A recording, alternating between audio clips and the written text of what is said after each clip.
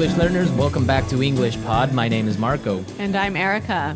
And today with Erica, we're bringing you a great lesson about time. You need more of it. We need more time, Yeah. right? So we're going to be teaching you how you can ask for more time. If you're working on a project at work and you can't finish it on time, you have to ask your boss for more time. Right. So today in our dialogue, Casey needs more time to put together a press kit.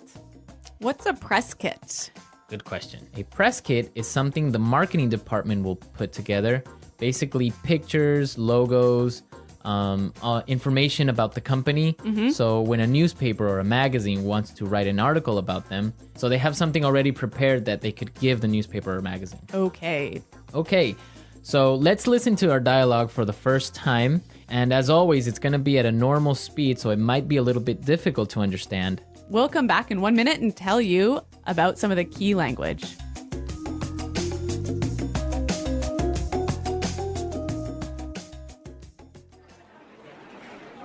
So, Casey, how are things going with the photos for the press kit? Yeah, I've been meaning to talk to you about that. I might need to ask for an extension on that deadline. You've had over a month to get this finalized. Why are things delayed? Well, the thing is, we ran into a lot of problems. I'm not looking for excuses here. I just want to get this finished on time. I know, and I apologize for the delay, but some things were just beyond my control. I had trouble booking the photographer, and then Michael was sick for 3 weeks, so I couldn't include him in the photos. And the design team lost all the files, so I had to redo the pictures. I'm not going to put this off any longer, Casey. I want those photos ASAP. All right, so Casey is in trouble, I think. Yeah, I think her boss is pretty upset. Yeah.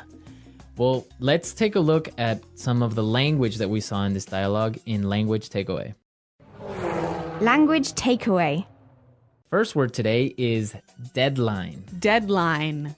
Deadline. Deadline. So, Erica, what's a deadline? It is the last possible date to do something. So, for example, when we were in school, our teacher would send us homework and say it was for Friday. So the deadline was Friday. It was Friday, right? Or when you're at work, you have projects that you have to finish by a certain date. That's your deadline. Exactly. Okay, let's look at our next word. Extension. Extension. Extension. Extension.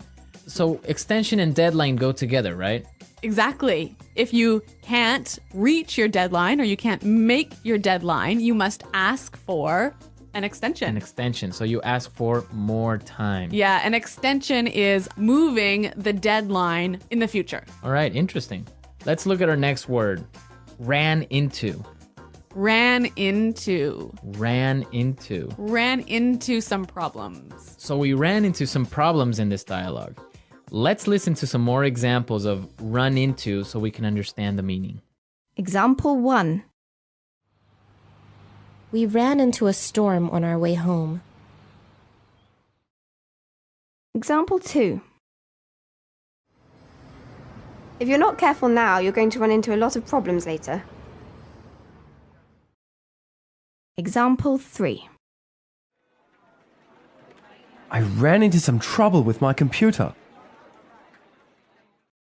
Okay, good example. So it's clear now, right? Right. If you run into problems, you meet some problems. Right. Many students say it in that way. I met some problems. Yeah, but that's wrong. Right. So you would say I ran into some problems. Right. I met some problems is wrong, wrong, wrong.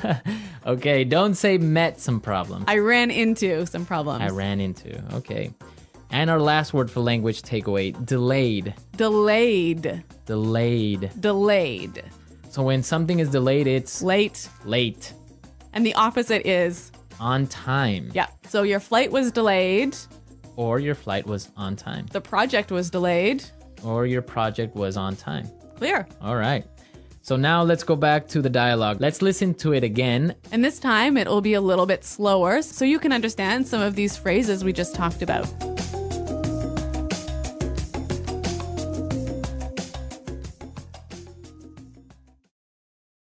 So, Casey, how are things going with the photos for the press kit? Yeah, I've been meaning to talk to you about that. I might need to ask for an extension on that deadline. You've had over a month to get this finalized. Why are things delayed?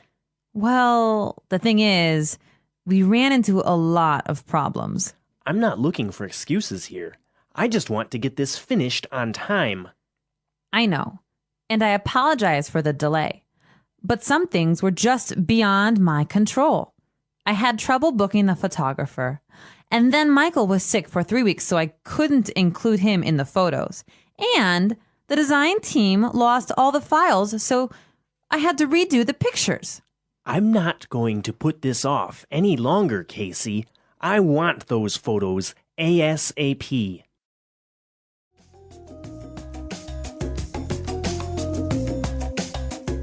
Okay, so there were some really useful phrases that we saw in this dialogue. Yeah, some wonderful phrases that you can use when you want to ask for more time. Okay, so let's look at these phrases in Fluency Builder.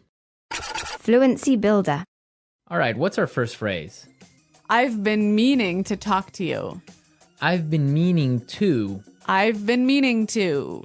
Okay, we have some really great examples of how you can combine I've been meaning to with different verbs. Yep, let's listen. Example 1. I'm sorry I haven't called you yet. I've been meaning to, but I've been busy.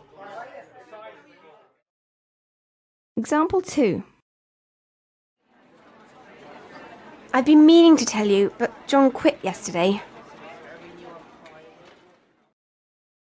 Example 3. I've been meaning to see that film for a while.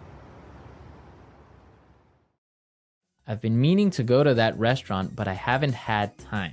So you've been wanting to for a long time. Right. I've been thinking about it. I've Yeah. been planning to do it. But you just haven't done it. I haven't done it. Maybe Yeah. because I haven't had time or money. Mm-hmm. Okay. Good phrase. Our next phrase is beyond my control. Beyond my control. It's beyond my control. So it means that I can't control it. You can't do anything about it. Can't do anything about it. The weather is beyond my control. Right. Or relate with this project because Jane was sick for 1 month. It was beyond my control. Okay. It wasn't your fault. No. Okay. And our last phrase for Fluency Builder, put this off. Put this off. Put this off. Put this off. So let's listen to some more examples of put this off before we explain the meaning. Example 1. I've been putting off this project for a week, and it's due tomorrow. Example 2. Can we put off our meeting till next week? I'm too busy right now. Example 3. I've been putting off my email all day, and now I have 50 messages to respond to. So, Marco, when you put something off, you. Leave it for later, Okay. right? So maybe I have to write a report today, but I'm going to put it off till tomorrow. So, you're going to do it tomorrow. I'll do it tomorrow. Okay, so we've seen some really great words and some really good phrases. So now let's listen to our dialogue for the last time, and then we'll come back and talk some more.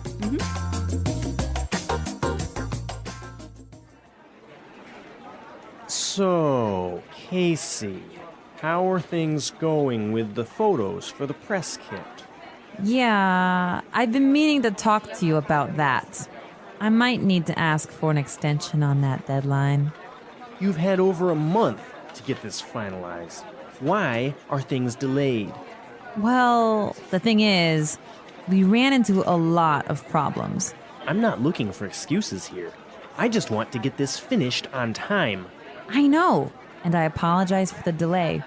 But some things were just beyond my control. I had trouble booking the photographer, and then Michael was sick for 3 weeks, so I couldn't include him in the photos. And the design team lost all the files, so I had to redo the pictures. I'm not going to put this off any longer, Casey. I want those photos ASAP.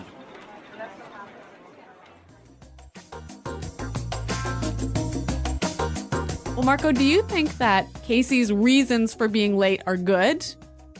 I think so, because it wasn't really her fault, the whole situation with the photographer. And then one of her coworkers was sick for 3 weeks. Yeah. It's not really her fault, right? Right, but maybe the boss thinks that she's making excuses. Yeah, maybe she's making excuses. That's really common. Like, for example, when we were kids, you would say, oh, my dog ate my homework. Right, but that really happened to me once. Your dog ate your homework? My cat ate my homework. Your cat ate your homework. Yeah. And what did your teacher say? Well, actually, I was a really good student, so my teacher believed me. Well, my teacher wouldn't have believed me. Really? No, she would have called my parents most likely. Yeah. Well, my cat really did eat my homework, and I just left it on the table, and it chewed it all up. That's weird. Why would your cat do that? I don't know. A lot of weird excuses out there. Yeah. I was abducted by aliens. Uh-huh. My mom accidentally mailed my homework to Africa. Really? Yeah, there was This happened to you? Creative writing. Creative excuses.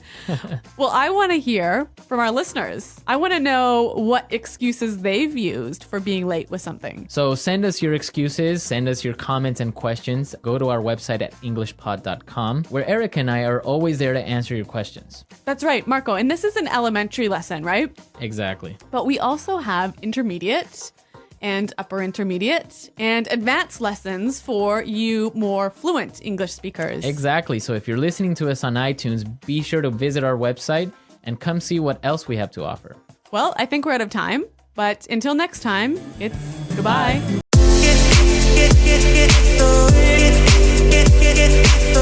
Get